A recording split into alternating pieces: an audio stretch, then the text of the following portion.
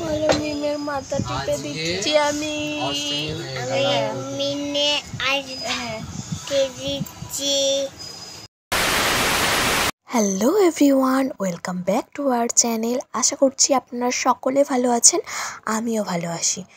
চলে এসেছি আবারও একটা পুজোর ভিডিও নিয়ে। আমরা কিন্তু চলে গেছিলাম ষষ্ঠীর দিন কল্যাণী ITI মোড়ের এই বিখ্যাত ভাইরাল প্যান্ডেলটা দেখার জন্যে। বাড়ি থেকে ভিডিও করতে পারিনি, আমরা ট্রেনে উঠে ভিডিওটা করেছি। তারপরে এই যে অসম্ভব সুন্দর একটা ITI মোড়ের যে প্যান্ডেলটা, আশা করছি সবাই কম বেশি দেখতে গেছে। তো আমি বা বাড়িতে বসে থাকবো কেন, তো চলে গেছিলাম। সবাইকে বগল দাবা করে নিয়ে হাঁটা দিয়েছিলাম। সকাল সকাল যাওয়ার একটা কারণ আছে, আমাদের বাড়ি থেকে ভালোই ডিস্টেন্স কল্যাণী। তো রাত্রেবেলা গিয়ে বাড়ি ফিরতে অসুবিধা, তো তার জন্যে আর রাত্রেবেলা যাইনি, আমরা দিনের বেলায় গেছিলাম। রাত্রেবেলা হলে আরও সুন্দর দেখতে লাগতো, আমি জানি লাইটিংগুলো, কিন্তু আমার রাত্রেবেলা দেখার সৌভাগ্য তো হয় না।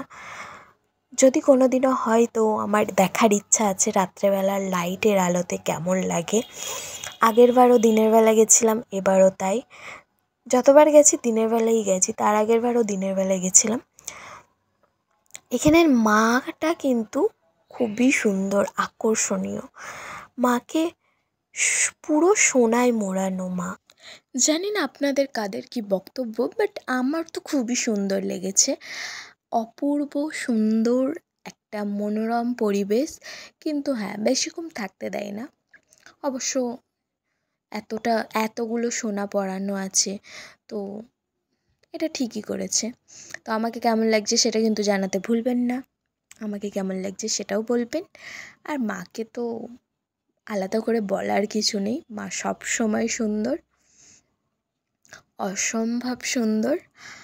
কারুকার্য তো দারুণ। তো যখন কল্যাণী এসছি তখন ভাবলাম কেননা এরমভাবে না ফিরে গিয়ে এবার আরেকটা কল্যাণীতে আরেকটা বলে বড় প্যান্ডেল হয়, রথতলা, কল্যাণী রথতলা মনে হয় জায়গাটার নাম। ওনারাই সাজেস্ট করলো, মানে টোটোওয়ালারাই বলল, আমরা ঠিক জানতাম না। তো সেইখানেই আমরা যাচ্ছি এখন। মানে টোটো থেকে নেমে অনেকটা হাঁটতে হয়, এই জিনিসটাই আমার খুব খারাপ লেগেছে। তাছাড়া সব কিছু ঠিক আছে, শুধু ওই জিনিসটাই খারাপ লেগেছে। আর এই যে আমরা এখন লাইনে দাঁড়িয়েছি, কত বড় লাইন, মানে লাইনেই আধ ঘন্টা চলে গেছে। তারপরে অবশেষে প্যান্ডেলের সামনে এসে পৌঁছালাম আমরা। এই প্যান্ডেলটা কিন্তু অসম্ভব সুন্দর। ওটা কিন্তু ভাইরাল বলে ওটা ভাইরাল, কিন্তু এটা ভাইরাল না হয়েও এটা কিন্তু অসম্ভব সুন্দর।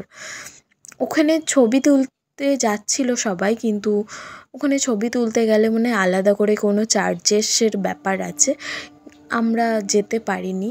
আমরা জানতাম না কোথা দিয়ে যায় বা কী বৃত্তান্ত, যদি জানতাম হয়তো বা যেতাম। আর এখানের ঠাকুরটাও অসম্ভব সুন্দর।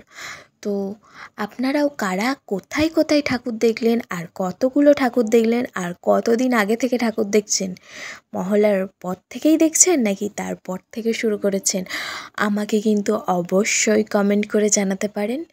আপনাদের জন্য অলওয়েজ কমেন্ট বক্স খোলা আছে।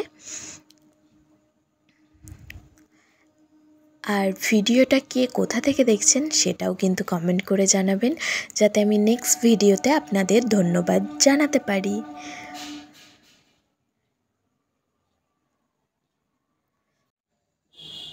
তো আমরা এখান থেকে বেরিয়ে চলে যাব কিছু খেতে, কারণ আমরা সেই সকালবেলায় বেরিয়েছি, খেয়ে দিয়েই বেরিয়েছি, যদিও সেটা অনেকক্ষণ, সেই 8:30টার সময় খেয়েছি, দিয়ে মনে হয় 9:30টায় ট্রেন ধরেছি, তাহলে এতক্ষণ ধরে না খেয়ে আছি।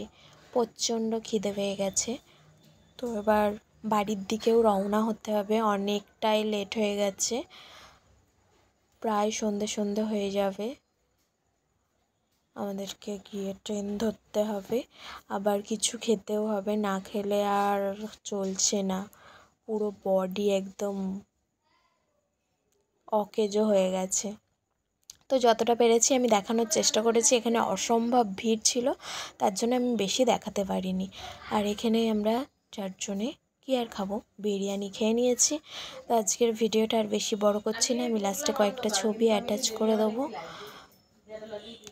তো ভিডিওটা ভালো লাগলে লাইক কমেন্ট শেয়ার করতে ভুলবেন না, আর পেজ থেকে দেখে থাকলে ফলো করে দেবেন, আর যদি ইউটিউব থেকে দেখে থাকেন তাহলে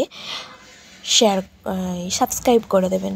তো এখানে আমার মাথা প্রচুর যন্ত্রণা করছিল, তারপরে এই যে আমার মেয়ে আমার মাথা টিপে দিচ্ছিল, আমার দিদির মেয়ে মানে আমারও মেয়ে। তো কেমন লাগলো ভিডিওটা অবশ্যই জানাবে। আমার আর এনার্জি নেই। সবাই ভালো থাকবেন, টাটা বাই বাই। আর আমি বকতে পারছি না, আপনারা বাদবাকিটা এমনিই দেখে নেন। আমি লাস্টে কয়েকটা ছবি শেয়ার করে দেবো, সেই ছবিগুলো অবশ্যই দেখবেন।